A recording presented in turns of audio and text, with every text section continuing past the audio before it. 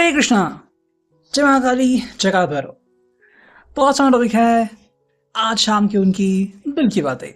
शाम के वक्त कोई आपके बारे में क्या सोच रहा है, ये है हमारा टॉपिक और हम कर रहे हैं रीडिंग। हमारे सामने है टैरो और ओरेकल। रीडिंग होने वाली है for all signs general collective Hindi tarot reading Aries to Pisces में से लेके मीन तक सभी राशियों की रीडिंग होने वाली है। So no problem at all. As per your situation, आपके परिस्थिति के अनुसार कुछ बातें या बहुत सारी बातें, कुछ कार्ड या बहुत सारे कार्ड आपके साथ कनेक्ट हो सकते हैं। हम करते हैं कार्ड्स की शफलिंग। Here we go. सबसे पहले हमने लिया है टैरो को, करते हैं कार्ड्स की शफलिंग और देखते हैं क्या कार्ड्स मिलते हैं। आप भी अपने लव्ड वन को याद करते हुए कमेंट सेक्शन में एक हार्ट जरूर सेंड कर सकते हो रीडिंग को क्लेम करने के लिए। करते हैं हम शफलिंग थोड़ी सी और। पहला card king of wands, Aries Leo Sag. Yes, ego ego ego ego. Okay, क्यों है ego? Four of cups, Cancer Scorpio Pisces. ठीक है, ये एरीज लियो सैज, कैंसर स्कॉर्पियो पाइसिस। यहाँ पे है अगेन एरीज लियो सैज, नाइन ऑफ वांड्स। आ चुका king of pentacles, second king Taurus, Virgo, Capricorn की एनर्जी। फिफ्थ कार्ड है फोर ऑफ पेंटिकल्स। चलो, शुरुआत हो चुकी किंग ऑफ वॉन्ड से। कहीं ना कहीं ईगोइस्टिक पर्सन है ये, और ईगो से इंसान को क्या मिलता है? कई बार जब ईगो टूटता है तो बहुत ज़्यादा तकलीफ होती है। जैसे कि मिट्टी का घड़ा जब फूटता है तो बहुत ज़्यादा तकलीफ होती है, आवाज़ होती है। बस वही चीज़ यहाँ पे इनको समझ में आ रही है कि भाई ईगो करने से कोई फायदा नहीं है, ईगो से हमें कुछ नहीं मिलने वाला। कुछ बातों को लेके पर्सन शायद सीरियस था, लेकिन वो बातें इतनी भी बड़ी नहीं थी। बस पर्सन ने उस बातों को बड़ा कर लिया था, बड़ा सोच लिया था, और उस बातों से इस पर्सन को कुछ मिलने वाला तो है नहीं। तो क्यों उन बातों को याद करना, क्यों उन बातों को लेके बखान करना? तो बस सिंपल सी बात है, उन बातों को छोड़ देने में ही भलाई है। चाहे वो बात छोटी हो बड़ी हो, आपके साथ हुई हो, इनके साथ हुई हो, जिसके भी साथ ये चीज़ घटी हो, आपको उन चीज़ों को भूलना होगा और आगे बढ़ना होगा। कहीं ना कहीं ये पर्सन बीती बातों को लेके बैठ गया है और वही बात यहाँ पे हमें देखने को मिल रही है। तो बस पर्सन वही कह रहा है कि भाई मुझे उन बातों के बारे में सीरियसली सोचना स्टार्ट कर देना है। कुछ चीज़ें सही है, कुछ चीज़ें सही नहीं है। तो बस चीज़ों को छोड़ दो और ज़िंदगी में आगे बढ़ो। अगर हम बात करते हैं फोर ऑफ कप्स की, तो पर्सन इंतज़ार कर रहा है आपकी तरफ से आने वाले अनुमोदन का, कि आप इनसे क्या कहने वाले हो, कि आपकी तरफ से कुछ पेशकश होने वाली है जो कि इनके इनके लिए बहुत ही एक कामयाबी की सीढ़ी हो सकती है, या फिर इनके लिए एक बहुत बड़ा प्रस्तावित ऑफर हो सकता है। तो कहीं ना कहीं इनकी सोच ऐसी चल रही है कि भाई मुझे मेरे पर्सन से कुछ जानना है, कुछ समझना है कि मेरा पर्सन क्या फील कर रहा है, एग्जैक्टली वो क्या चाहता है मुझसे, या फिर वो मेरे बारे में क्या सोच रहा है, मुझे वो जानना है, मुझे वो समझना है। अगर हम बात करते हैं नाइन ऑफ वॉन्ड्स की, एरीज लियो सैज, तो यस, ये पर्सन का वही सोच विचार चल रहा है कि भाई मैं अगर यहाँ पे मेरे पर्सन के बारे में सोच रहा हूँ तो मेरा पर्सन एग्जैक्टली अभी कर क्या रहा है, क्या वो मेरे बारे में सोच रहा है, मुझे याद कर रहा है, या फिर वो अकेला पड़ गया है। I don't know about it. मुझे जानना है मेरे पर्सन के बारे में कि मेरा पर्सन मेरे बारे में क्या सोचता है, मेरे बारे में क्या महसूस करता है। मुझे भी ये हक है जानने का कि क्या वो मुझसे फ़िलहाल गुस्से में है, या फिर वो चाहता है कि मैं ही खुद आगे आके कुछ बात करूं।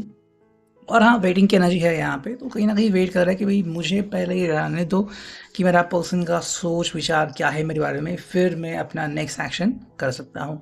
हालांकि यहाँ पे किंग ऑफ पेंटिकल्स है, तो ये यहाँ पे दरिया दिली भी दिखा सकते हैं, और कहीं ना कहीं कह सकता है कि चलो भाई मैं अब थोड़ा सा शांत रह सकता हूँ और मेरा जो डिसीजन है वो मैं पेंडिंग रख सकता हूँ। मतलब वो डिसीजन को लेके अभी तक ये पर्सन सीरियस नहीं है, कि फिर किसी बातों को लेके कह सकते हैं कि भाई मुझे मेरा डिसीजन होल्ड पे रखना है, मैं अभी कुछ भी कह या कर नहीं सकता, बिकॉज ये सही समय नहीं है मेरे पर्सन के सामने वो बातें बोलने का। जैसे हमने देखा किंग ऑफ वॉन्ड्स में कि ईगोइस्टिक अगर था ये पर्सन या फिर है ये पर्सन, तो कहीं ना कहीं ईगो को चोट पहुंची है ज़रूर। ये चोट शायद आपने पहुंचाई है, या फिर इनको खुद को लगी है, या फिर किसी दोस्त ने पहुंचाई है, लेकिन इनको ईगो जो है इनका वो कहीं न कहीं डिस्ट्रॉय होता हुआ हमें नज़र आ रहा है। तो ईगो से कुछ होता नहीं, ईगो से, घमंड से इंसान चूर-चूर हो जाता है, बस वही बात हमें यहाँ पे देखने को मिल रही है। अगर हम देखते हैं फोर ऑफ पेंटिकल्स तो कई बार इंसान को लगता है कि नहीं भई मैं तो बस जैसा हूँ, क्या मुझे वैसे ही रहने की ज़रूरत है? मतलब जो मुझ में घमंड आ गया था और जो टूट गया है, तो अब मैं क्या बचा हूँ? तो वो जो बचे हैं, ये है वो आपके रियल पर्सन। फ़िलहाल ये पर्सन रियल है, अगर वो ईगो को छोड़ चुके हैं, अगर ईगो को अभी भी होल्ड कर रहे हैं, तो फिर भी ईगोइस्टिक पर्सन है थोड़े-से अपने स्वभाव में। और इसके कारण क्या है ना कि जानबूझ के ना सही, लेकिन ज़िंदगी में फिर इनको तकलीफ़ों का सामना करना पड़ सकता है। तो बेटर है कि इस ईगो को वो जल्द से जल्द भूल दे और ज़िंदगी में आगे बढ़े। अगर हम करते हैं यहाँ पे क्लैरिफ़िकेशन कि हमें ये क्या कार्ड्स मिलते हैं, एज़ पर क्लैरिफ़िकेशन करते हैं टैरो का चुनाव। पहला कार्ड मिला है एट ऑफ पेंटिकल्स। कहीं न कहीं काम की जगह पे या फिर दोस्तों के साथ मिलते-मिलते कहीं न कहीं किसी ने इनको थोड़ा-सा छेड़ दिया है, इनका ईगो, और इसके कारण इनको समझ में आ चुका है कि भई ईगो से कुछ नहीं होने वाला, ईगो से बस परेशानी ही मिलती है और कुछ नहीं मिलता। तो कहीं न कहीं इनका ईगो जो है वो अब पछता रहा है कि भई मैं क्यों इस पर्सन के साथ जुड़ चुका हूँ, मुझे तो कुछ मिल नहीं रहा है यहाँ पे इस पर्सन से। इसका घमंड टूट-टूट चूर-चूर हो चुका है। पेज ऑफ वांड्स एरीज़ लियो आज की एनर्जी यहाँ पे आ चुकी है। तो यहाँ पे पर्सन का कहना है कि भई मुझे तो भई अपने पर्सन के साथ ही आगे बढ़ना है और जो ईगो है उसको मुझे छोड़ देना है, उसको मुझे आगे नहीं फ़ॉलो करना है, जो कि अपने आप में काफ़ी अच्छी बात है।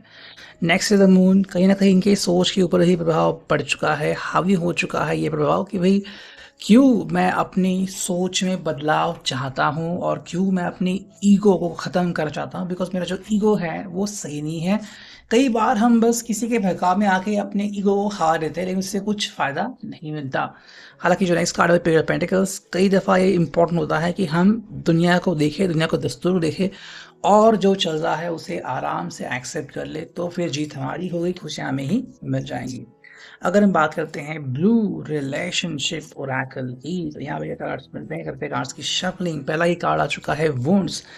कहीं न कहीं ये पर्सन थोड़ा-सा ज़ख्मी हो चुका है, जो ज़ख्म है वो शब्द के ज़ख्म है या फिर इसके ईगो के ज़ख्म है, जो इसको अंदर से परेशान कर इसको तोड़ रहे हैं, और इन ज़ख्मों से पर्सन अगर कुछ सीख रहा है तो बहुत ही अच्छी बात है यहाँ पे। सेकंड जो कार्ड आ चुका है वो है गिफ्ट। मे बी ये उनके लिए मिलने वाला एक गिफ्ट है कि भई ईगो हमेशा नहीं रहता, वो टूटता ज़रूर है और जब टूटता है तो आवाज़ बहुत ज़्यादा होती है, लेकिन अंदर से कोई दूसरा आवाज़ नहीं सुन सकता, लेकिन आप डेफ़िनेटली इस बात से अनजान तो नहीं बन सकते। थर्ड जो कार्ड मिला है वो है मिस्टेक। क्या इस पर्सन ने ईगो को हैंडल करके कोई गलती की थी, और अगर गलती की थी तो फिर गलती का हर्जाना इस पर्सन को भुगतना पड़ रहा है, और अभी पर्सन क्लियरली कह रहा है कि मुझे ऐसा ईगो नहीं चाहिए जो ज़िंदगी में तकलीफ के सिवाय और कुछ नहीं देता। तो ये है अभी के लिए reading. I hope it will resonate.